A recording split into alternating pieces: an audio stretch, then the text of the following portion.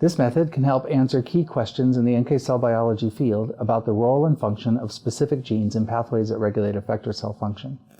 The main advantage of this technique is its high success rate compared to DNA-dependent approaches, facilitating a highly efficient knockout of one of the most clinically relevant genes in NK cell therapy.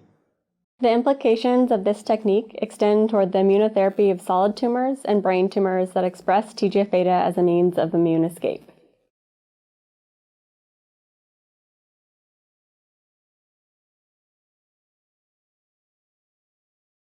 For primary NK cell transduction, incubate 3 × 10⁵ freshly isolated NK cells per milliliter of rPMI medium, supplemented with 100 IU per milliliter of IL-2 per T75 flask for 4 days, replacing the medium every other day and the day before transduction.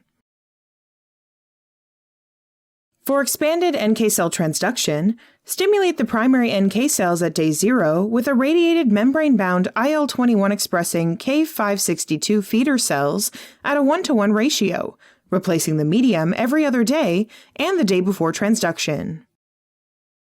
On the day of electroporation, fill 1 T25 flask with 8 milliliters of fresh culture medium supplemented with 100 IU per milliliter of IL-2 per experimental cell condition, and place the flasks in a humidified 37 degrees Celsius and 5% CO2 incubator.